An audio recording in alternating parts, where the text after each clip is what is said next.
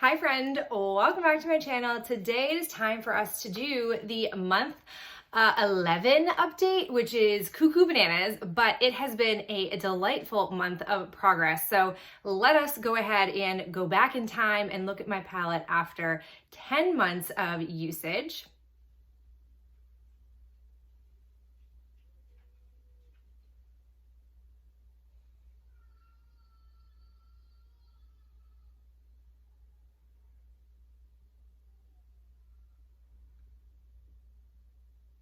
And here's what my palette looks like after 11 months of usage.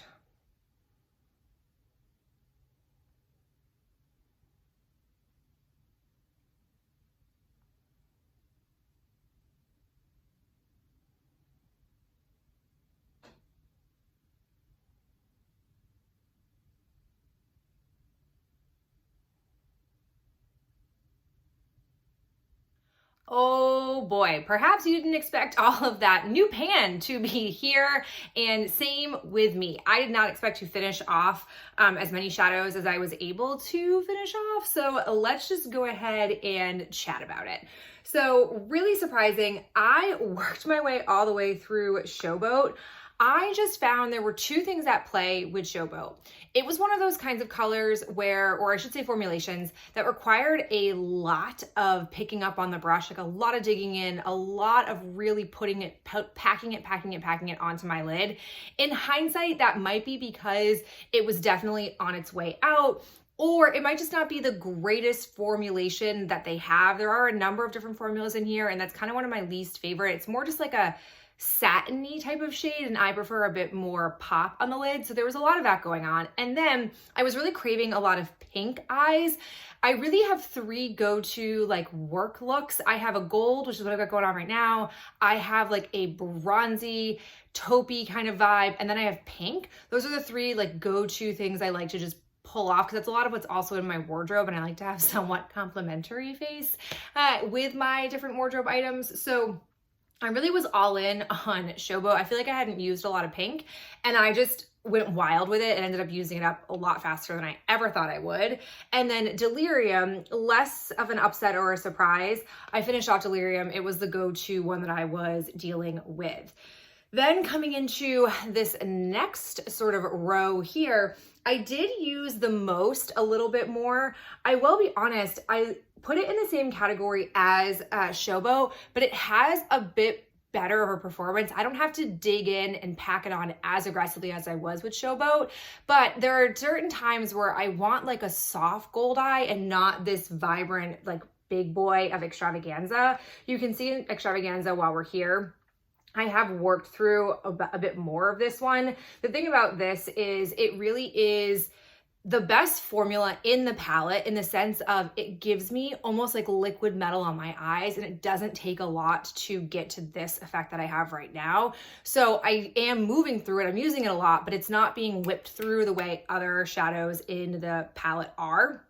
But back to the most, I will say, I feel like if I had discovered the most earlier in the year, aka if I had been wearing makeup, like there were probably like 4 months, I'd say 4 months worth of time in this particular year, becoming a brand new mom, that I didn't really wear makeup. And I feel like had I gone through Extravaganza entirely and or just been using this palette more, I think I would have come into using the most more, because there are certain days where I was like, I want like a Goldie-esque, complementary Goldie-esque sweater look, but I don't necessarily want this intense gold, and that's when the most came into play. Also been using Razzle a lot more. I have been really working through, if I can get the right angle with the lighting, I've been working on this side of it and just very much widening that overall circumference.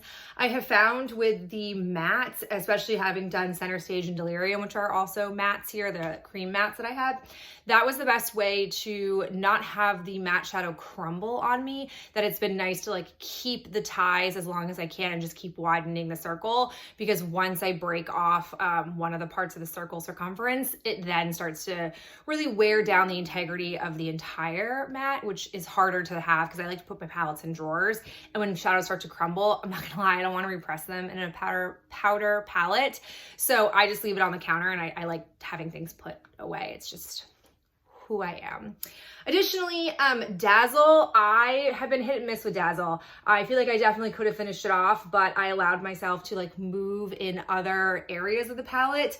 So haven't been like digging into that one as much. And then Stardom, naturally, I tend to pair these two together the most. So because I wasn't using this as much, Stardom didn't get as much usage here.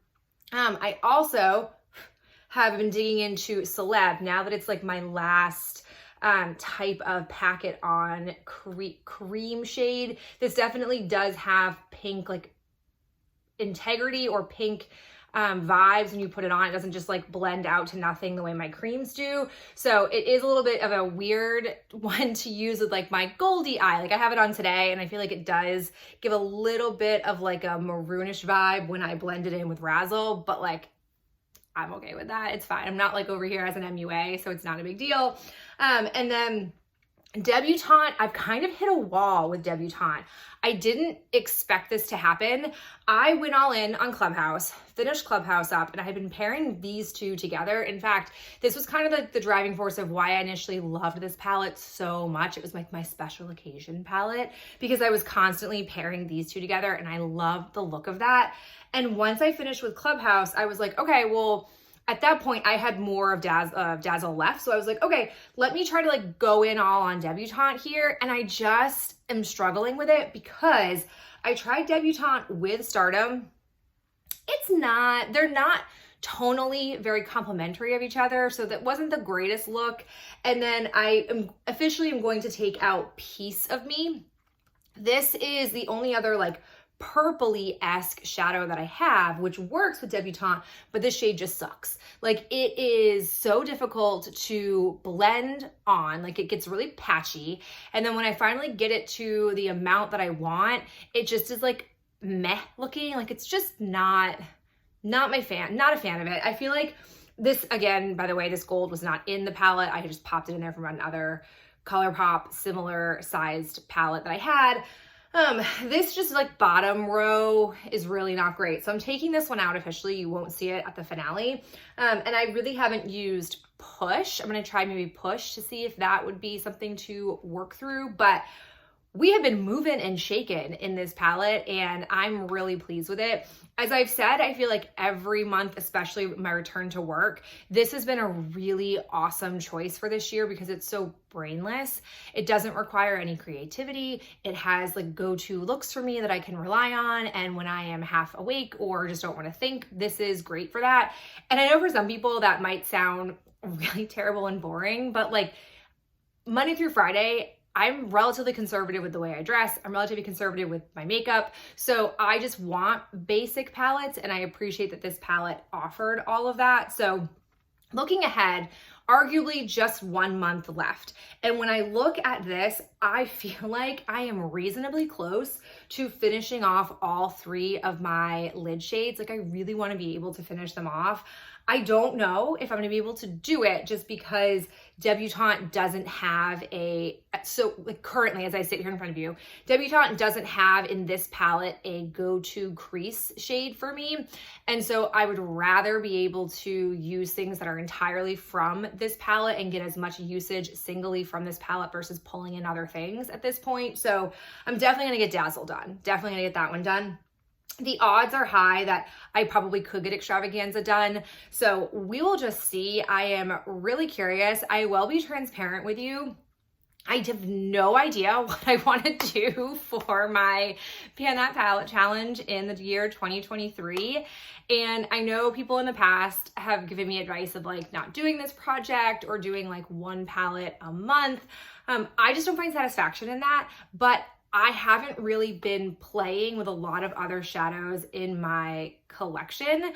I've been opening my palette drawer lately on the weekends and being like, I don't know what I'm gonna do. And then like I might take a shadow from that palette, like I pulled out of the drawer, but then come back to this for everything else.